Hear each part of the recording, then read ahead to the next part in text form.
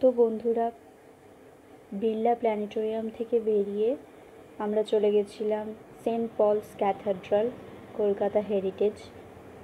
তো দেখতেই পাচ্ছ তোমরা, চার্চটা এত সুন্দর এবং চার্চের ভেতরে এত সুন্দর নিস্তব্ধতা, মানে গেলেই মনটা পুরো ভরে যায়।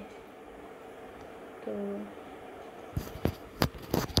এই চার্চের ভেতরে ভিডিও অ্যালাউ ছিল না, ফোন সুইচ অফ ছিল, তো তাই জন্য ভেতরটা ভিডিও করতে পারিনি। চার্চের বাইরে যে ঘড়িটা দেখতে পাচ্ছ, সেই ঘড়িটা কিন্তু এখনও ঘুরছে, টাইম একদম ঠিক। চার্চের ভেতরে ঢুকে প্রে করতে হবে, বসার জায়গা আছে, তো সেখানে বসে আমরা কিছুক্ষণ প্রে করেছি।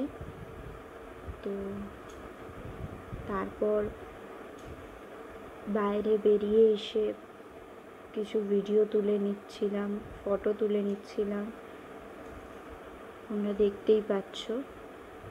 তো চার্চের এরিয়াটাও ভীষণ বড় এবং এটাও খুব সুন্দর লাগছিল। আন্টি আমাদের ফটোগুলো তুলে দিচ্ছিল। তো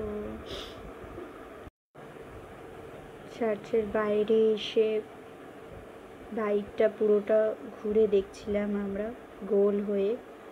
তো খুব সুন্দর জায়গা এবং মনটাও অনেকটা হালকা হয়ে যায় ভেতরে ঢুকলে, এত সুন্দর নিস্তব্ধতা। তো খুবই ভালো লাগছিল আমাদের। এবং সব থেকে যেটা বড় কথা সেটা হলো, আমরা এতগুলো জায়গা একসাথে একদিনে ঘুরছি, বাট তাও কোনো পরিশ্রম বা ক্লান্তি অনুভব করতে পারছি না, কারণ এই জায়গাগুলোতে এলেই মন অনেকটা হালকা হয়ে যাচ্ছে। দেখতেই পাচ্ছ তোমরা চারপাশটা কি সুন্দর।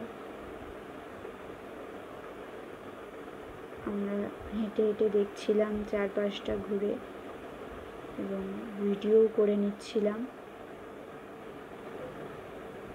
তো বিড়লা থেকে বেরিয়ে আমরা সোজা চার্চে এসেছিলাম, এখানে টিকিট কেটে ঢুকেছিলাম এবং দেখতেই পাচ্ছ চারপাশটা কি সুন্দর এবং বেশ পরিষ্কার। এইখানেও অনেক বসার জায়গা আছে, চাইলে বসাও যাবে, তবে আমরা আর বসিনি, কারণ এরপর আমরা আরও আরেকটা জায়গায় যাব। তো আমাদের আরেকটা জায়গায় যাওয়া ছিল বলে আমরা আর বসিনি, না হলে বসতাম। তো ভিডিওটা ভালো লাগলে অবশ্যই লাইক, কমেন্ট এবং শেয়ার করবে।